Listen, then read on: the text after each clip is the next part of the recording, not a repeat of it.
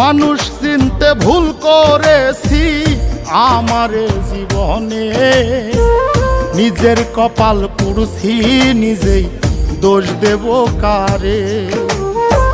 তাই তো নিজেই জ্বলছি হাইরে কাউরে বলি না, স্বার্থ ছাড়া একটা মানুষ খুঁজা পাইলাম না। আমি স্বার্থ ছাড়া একটা মানুষ খুঁজা পাইলাম না।